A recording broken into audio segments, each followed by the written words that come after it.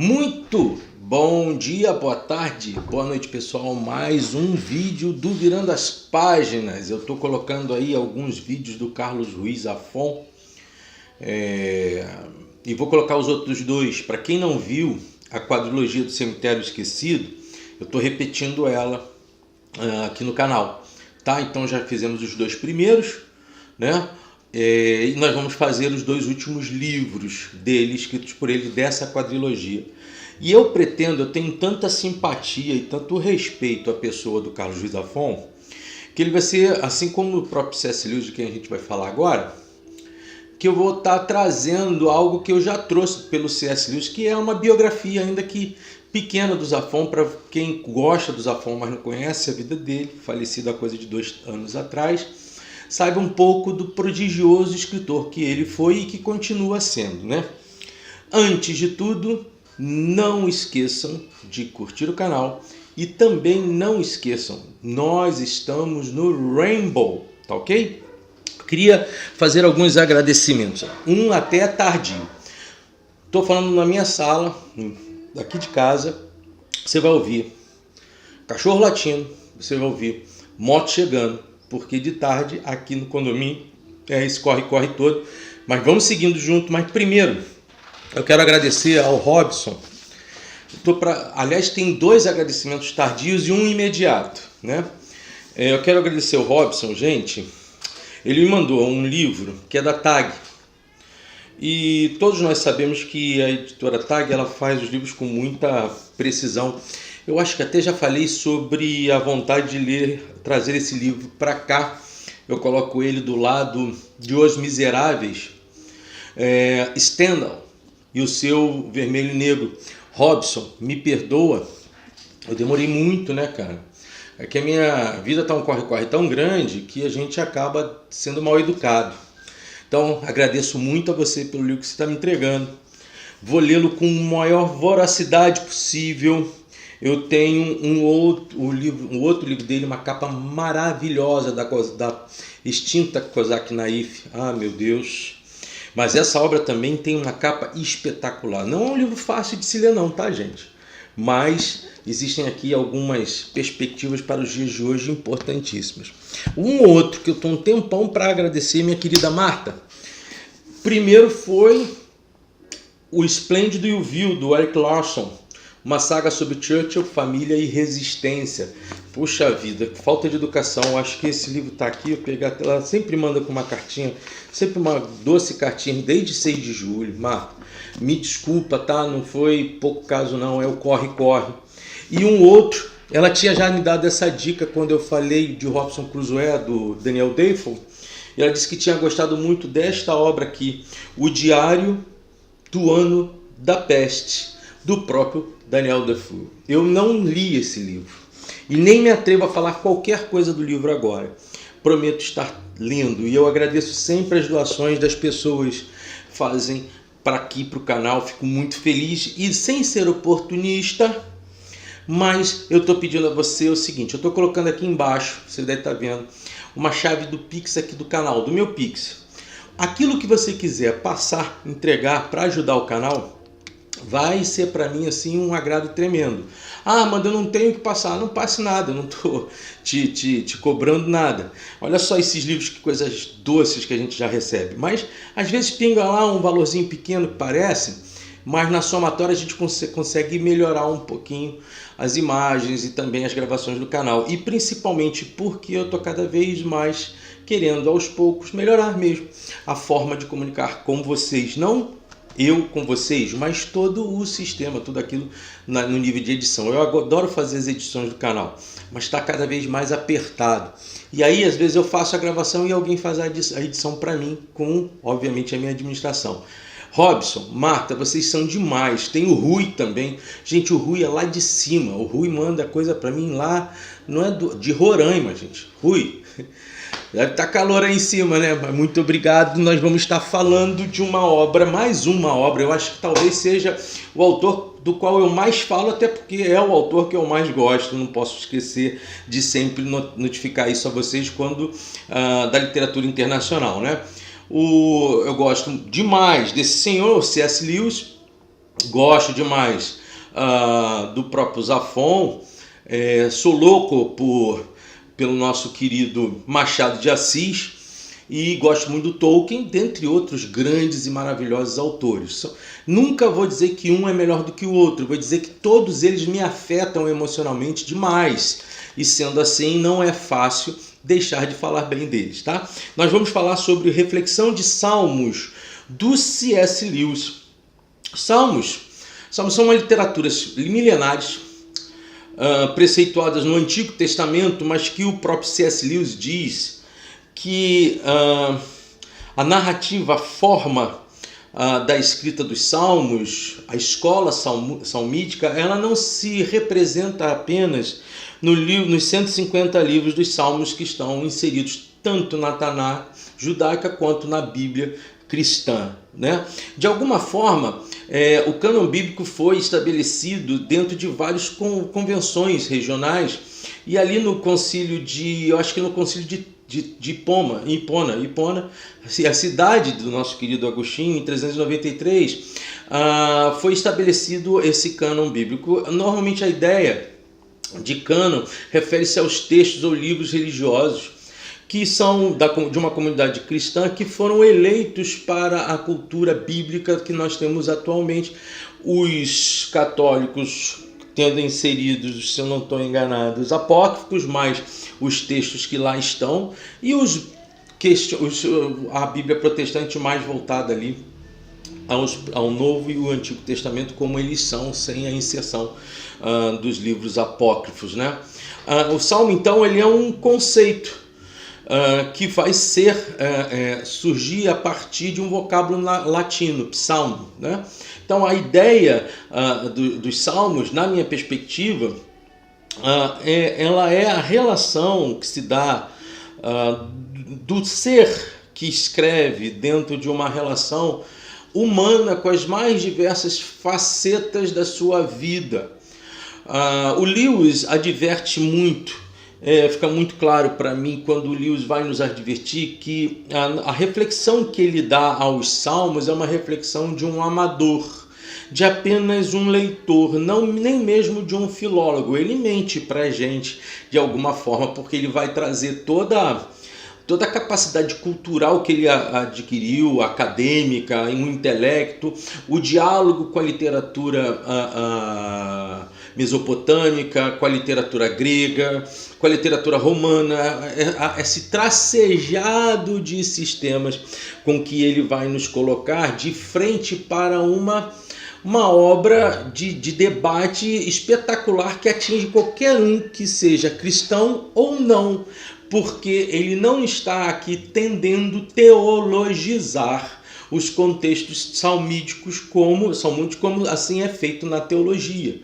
Ele não está querendo cristianizar os salmos, muito menos tão somente apenas judaizá-los.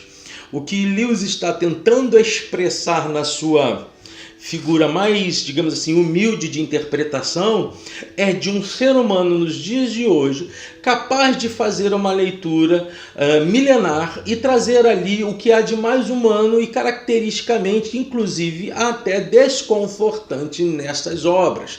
Por isso que ele vai dizer claramente que prefere trabalhar do pior ou daquilo que mais o angustia até o melhor, aquilo que mais o adoça. Então, nós temos aqui num livro, as pessoas às vezes dizem que esse livro dele, essa obra dele, foi pós-morte, depois da morte dele. Não foi não, gente. Ele morreu em 1963. Essa obra está sendo editada em 1958, então não tem como Lewis ter morrido para depois escrever os livros. Não, eles já existiam, já estavam aqui, e não foi uma obra editada também depois da morte dele.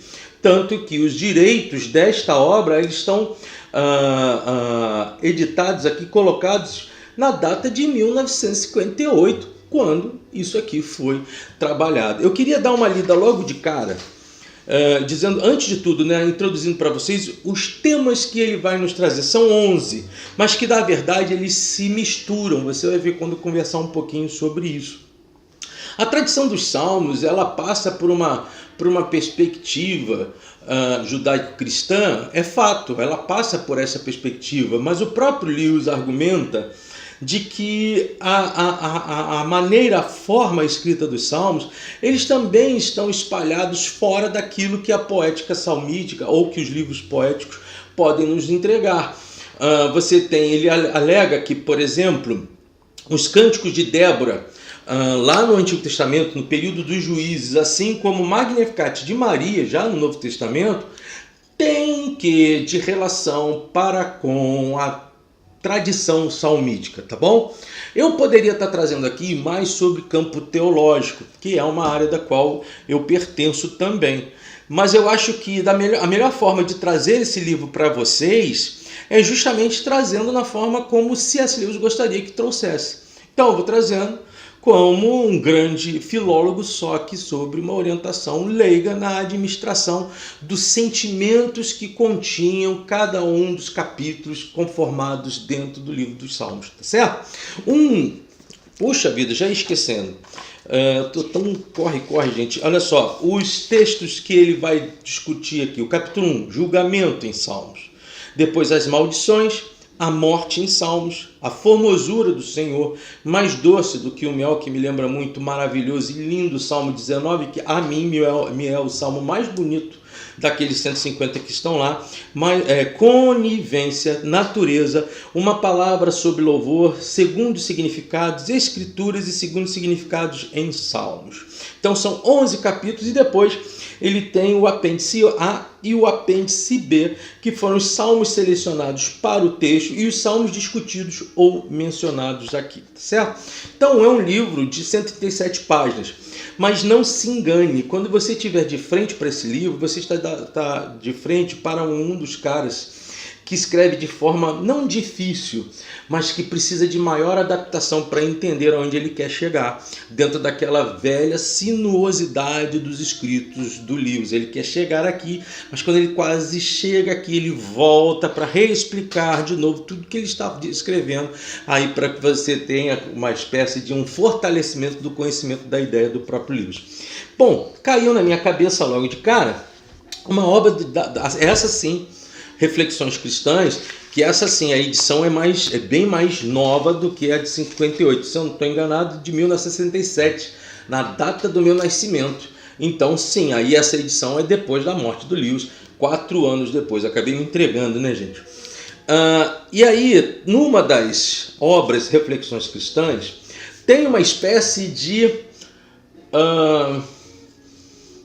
uma introdução, um resuminho daquilo que é o sentimento do C.S. Lewis acerca dos Salmos.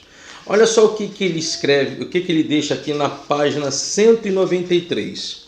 A impressão predominante que tenho ao ler os Salmos é de antiguidade.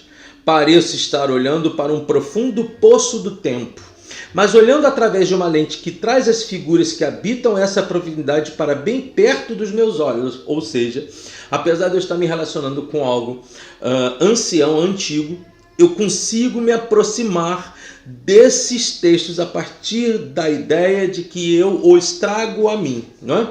Nessa proximidade momentânea, elas são quase chocantemente estranhas, criaturas de emoção desenfreada, chafurdando em autopiedade, chorando, amaldiçoando, gritando em exultação, cruzando armas desconhecidas ou lançando ao som dos estranhos instrumentos musicais. No entanto, lado a lado, com isso, há também uma imagem diferente em minha mente. Coros anglicanos sobre pelizes bem lavadas, rostos ensaboados de meninos genuflexórios, um órgão, livros de oração e talvez o cheiro da grama cortada no cemitério vindo com a luz do sol através da porta aberta. Ou seja, eu trago os salmos como eles eram e procuro fazer a comparação na releitura dos salmos como eles são dentro da tradição cristã, né? Na página 194, ele fala um pouquinho sobre a antiguidade dos salmos. Quão antigos os salmos? Como agora os termos realmente são uma questão para os estudiosos. Disseram-me que há um número 18 que pode ser da época do próprio Davi. Isso é do 10º século antes de Cristo. A maioria deles, no entanto, é considerada pós-exílica. No caso, a ideia de Esdras ter feito a reescrição desses salmos depois, no período já pós-exílico, com a liberação de Ciro, né?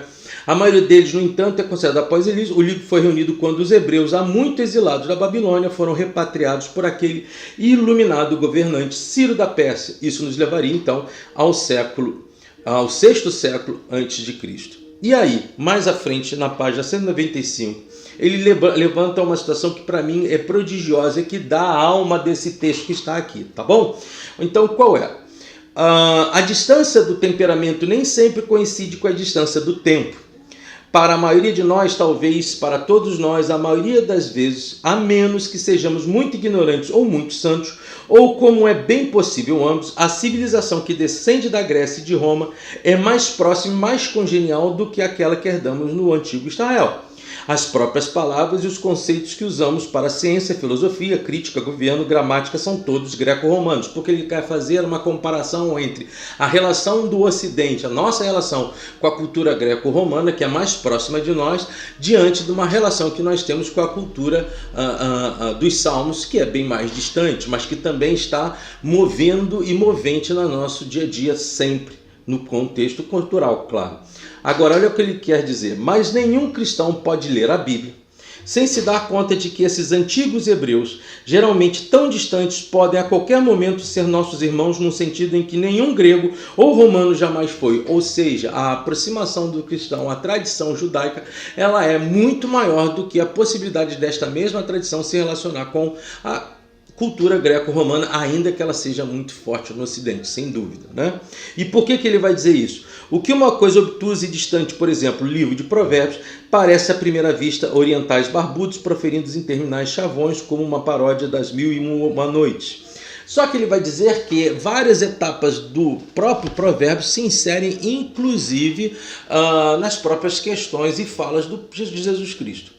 Tá certo? Então é uma linha que eu acho que vale muito a pena, até porque ele não fala só dos salmos em geral, ele fala de outros processos sobre a reflexão de uma perspectiva cristã, e também ele fala sobre a religião, da mesma forma como ele vai falar aqui, de uma forma bastante crítica, né, quanto à hipocrisia.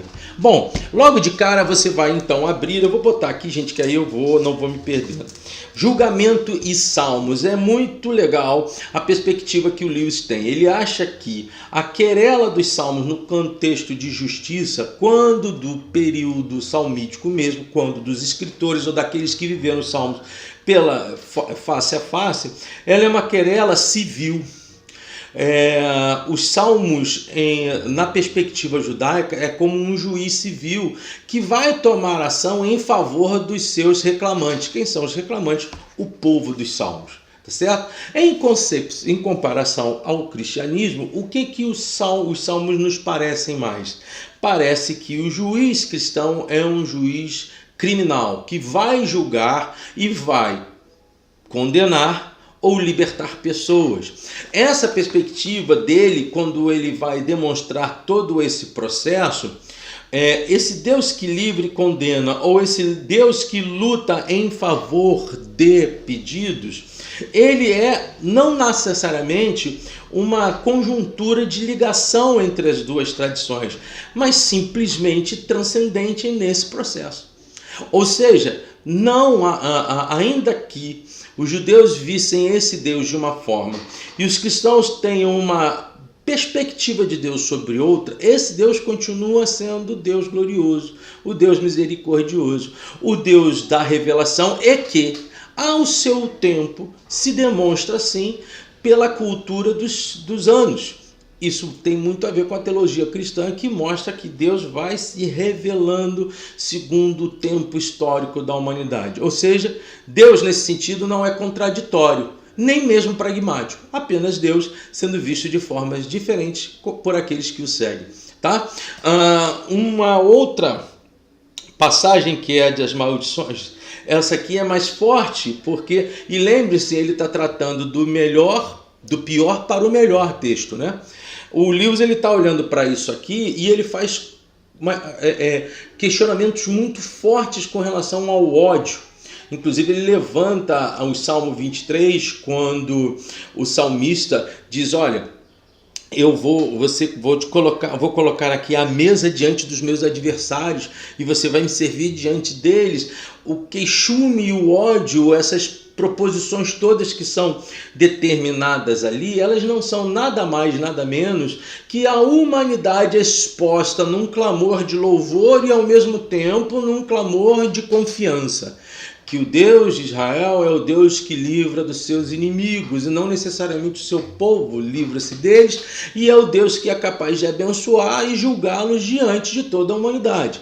A partir daí, o contexto de ódio não é colocado apenas sobre essa perspectiva estoica ou dual entre bem e mal. O ódio, ele é humano e assim ele tenta enxergar os salmos sobre esta ótica, lembrando sempre que ele não quer ser teólogo nenhum aqui na história, né? Então, esse Deus da glória é o mesmo Deus que luta pela causa do judeu ali, ou é o mesmo Deus que livra o cristão do inferno. Ponto. A perspectiva dele central é Deus. E aí ele começa a amenizar quando dá morte em Salmos. Aí eu tenho que falar alguma coisa para vocês. Lá, nesses Salmos, a estrutura de morte, ela convence-nos uma ideia importante. Não há transcendência naquele período, ou seja, Deus abençoará ou amaldiçoará uma pessoa não nela mesma, e sim nas suas gerações. Os mortos morrem e ponto. Quando do tempo de Jesus Cristo havia uma querela entre fariseus e saduceus. Os fariseus, por conta de uma influência já do período pós-Babilônia, eles acreditavam efetivamente numa transcendência da alma. E com isso acreditavam numa vida, a possibilidade de uma vida depois da morte. Já os saduceus não, eles achavam que a morte era o tempo final efetivo da existência de qualquer ser. Esses processos todos eles nascem aqui. Só que Lewis tenta traçar uma ideia que eu acho assim, bastante importante, a ideia de que há uma sabedoria de viver mesmo diante da morte. Então ela não é um limite de medo, mas ela é um limite de conhecimento. Esse é um processo que fica muito exemplificado aqui. Esse texto aqui, gente, dá para fazer um tema de 1 hora e meia sobre isso. Por isso que eu estou tentando passar um pouquinho mais rápido para vocês, não é? Depois disso, a gente, por exemplo, enxerga passagens belíssimas de doçura, que é já no segundo segmento da obra, os outros próximos capítulos. O primeiro, a formosura do Senhor.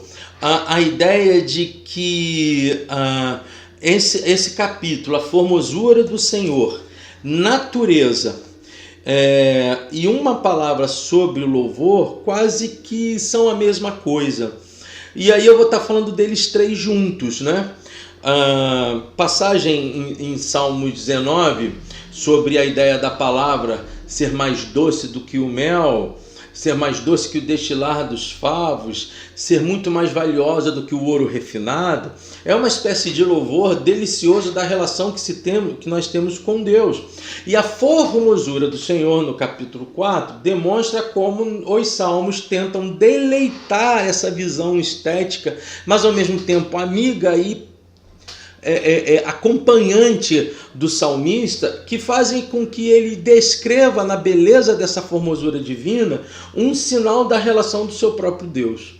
O que me parece mais importante dentro desse processo todo se dá justamente em que a palavra sobre louvor é testificar não só a questão da palavra que é colocada lá no mais doce do que o mel, como também na relação, como é colocado aqui na natureza, e eu vou falar um pouquinho sobre isso, de que isso está tudo interligado. Palavra, adoração, estética divina, criação, são todos elementos da formosura e do pensamento mais claro desse Deus soberano do Antigo Testamento, e que acabam sendo também relidos pelo cristianismo muito parecidamente com isso.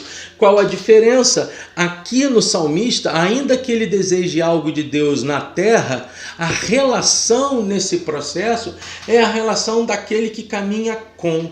é aquela relação de Abraão com Deus ao entregar o seu filho de Isaque a um pretenso sacrifício. É aquela perspectiva dos heróis bíblicos que são chamados por Deus para alguma coisa, esses obviamente que precedem o livro dos Salmos, e que mostram uma convivência divina que leva a uma doçura extraordinária para aqueles que o seguem. Tem um outro capítulo que é a conivência, que fica parecendo sobre alguma acusação ao salmista de estar próximo ao mal, e não é nada disso. São alertas claras da visão dos salmistas de época sobre o objeto de não estarmos coniventes com o pecado. Logo, Salmo 1, quando se saia de perto dos escarnecedores, ou lá em Provérbios, sair de perto da mulher de lábios, de voz sensual, de voz de veludo, questões que demonstram como os homens e mulheres daquela época, ao negar o mal, eles também negam ou acentuam o fato de estarem próximos de Deus, Então essa visão, ela vai ter uma relação muito grande, ela é tão forte numa cultura que vai ser herdada pelos cristãos, até porque os apóstolos eram judeus, que eu separei aqui na carta de Paulo aos Efésios. Não vos embriagueis com vinho, em que há contenda, mas enchei-vos do Espírito, ou seja, não sejam coniventes com aquilo que há contenda.